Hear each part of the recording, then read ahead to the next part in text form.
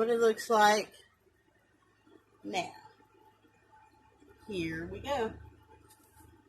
And welcome back to Gardening in Alicia Land with your garden gal, Alicia. And in today's video, we're in the kitchen making up some mixed berry pepper jam.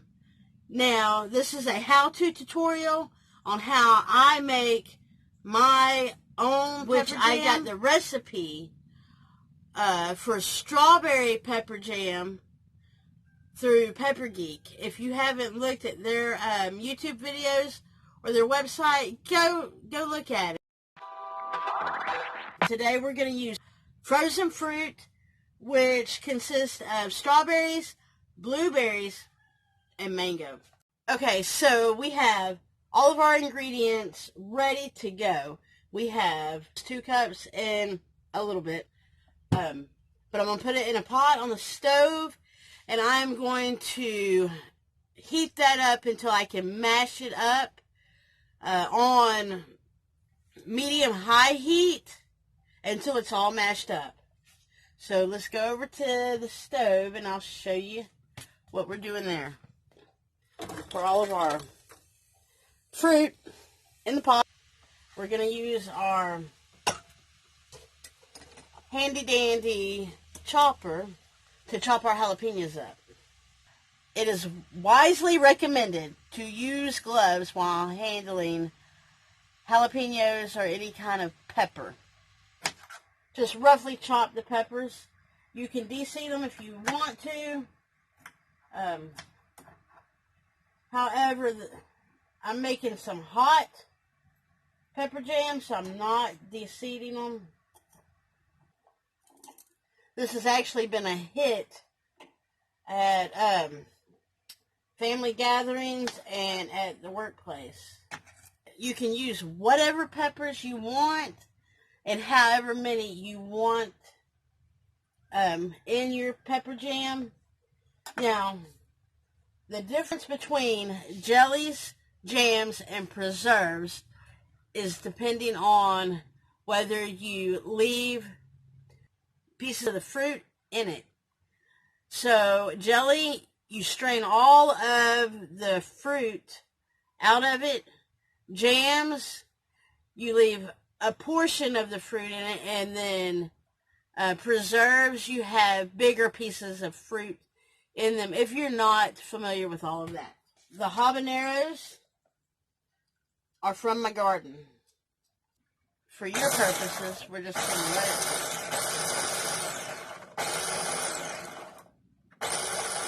And be careful not to put your face over it when you open it. That's what it looks like. And the smell is strong. We're going to get our handy dandy spoon so we can get these peppers out. Put them into our mix. Next, we're going to put our sugar in there. We're going to use 1 2/3 cup of sugar. So we're going to add the sugar to our fruit and our peppers. So we're going to keep mixing that until all the sugar is broken down. While you're waiting on your fruit to break down, the jar is hot, and just a thing of hot water for when it's ready. So we just continue to stir and mix this fruit while our water is running, and you're just going to mash it down like you would mashed potatoes to the consistency that you like. Now, here's a trick that I've learned watching other people's videos. Take your spoon and put it in the freezer for when you want to test to see when your jelly is ready or your jam is ready. So, one important ingredient I forgot to put in there is the lemon juice. Because I added more to the fruit, I need to put at least 4 tablespoons of lemon juice, because I'm doubling my recipe that I normally make. I'm doing 4. And that just helps preserve. The sugar and the lemon juice help preserve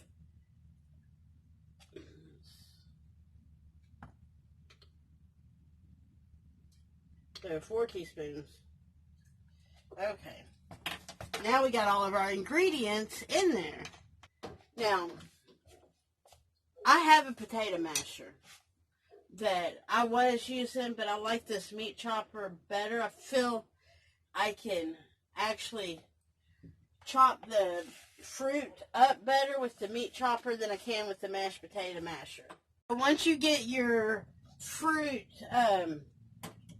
boiled and down to how thick you want your pieces in your jam, you're going to turn the heat down to a medium simmer.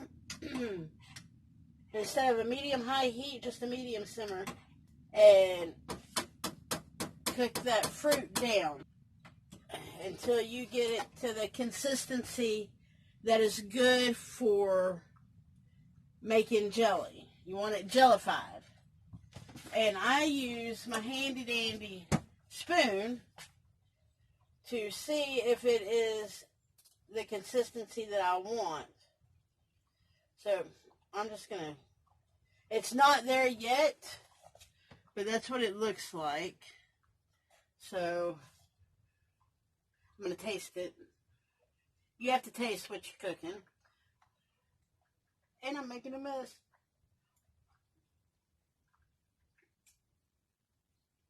Good. That is good. Another spoon in the freezer to get ready for the next tasting. You just want to keep it on that until you stir it and you don't stir down the bubbles. And that's when you should know that it's almost ready or is ready. Is when you can't stir down the bubbles anymore. So when you're almost done, you're going to take your handy dandy thermometer, and then you're going to, put it in here and measure it up to 220 degrees. You can use a candy thermometer, which is what this is. I got it at Hobby Lobby for, I think, $10.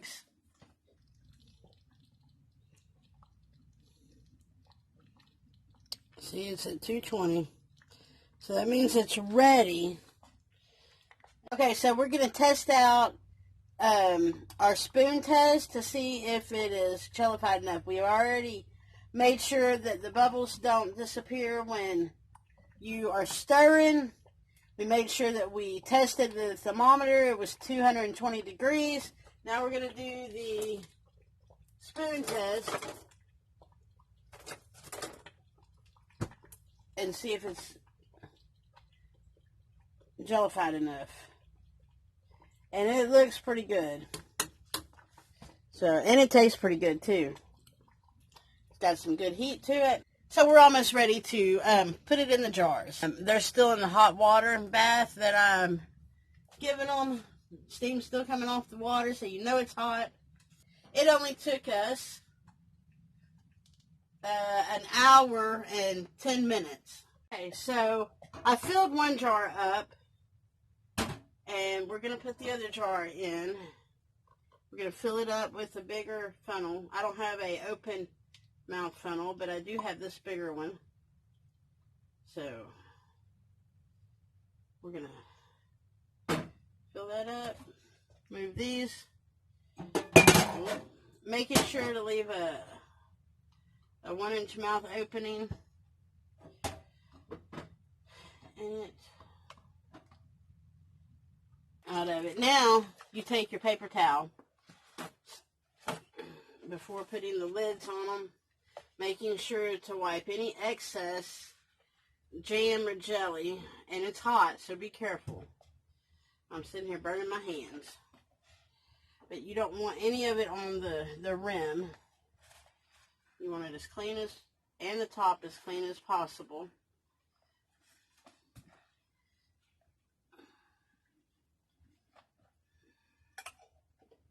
So that's good.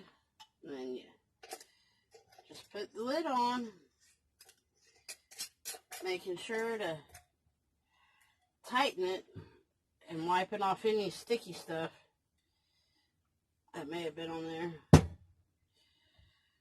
I mean, you want to make sure to dry the jar lids off too.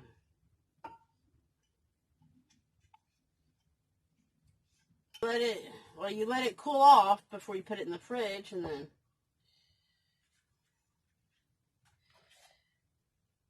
remember, we have to make sure to wipe all of our excess jelly off of the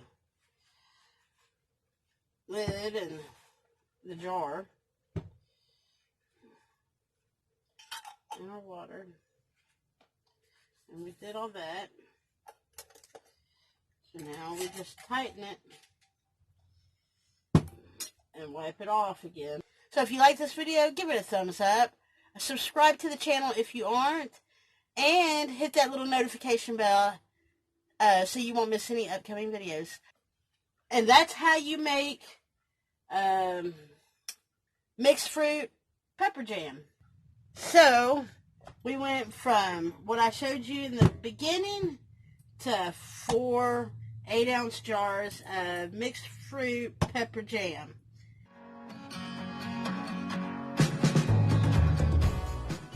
And now we're ready to taste it to see just how well we did.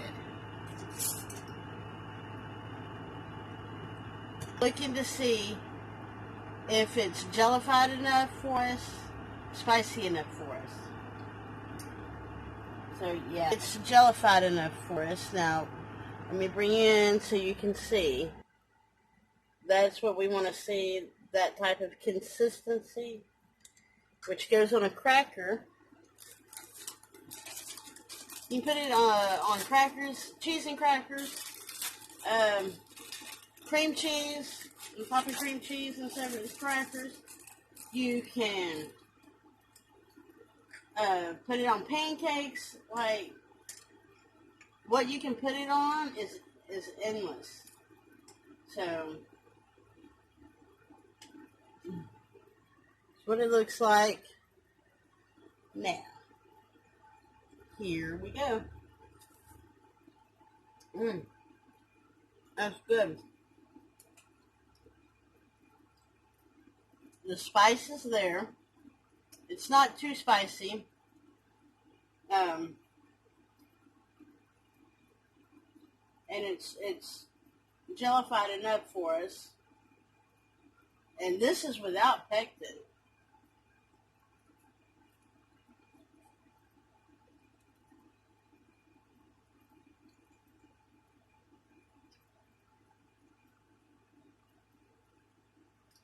So that's good. So, a simple, really quick, fast appetizer that you can have when you go to a family get-together or a party, or you just want to make your own jam. So, if you have questions on the ingredients, I will have them listed below in the description. Thanks for hanging out with me in the kitchen. And until next time, peace out, baby. Love you. Bye.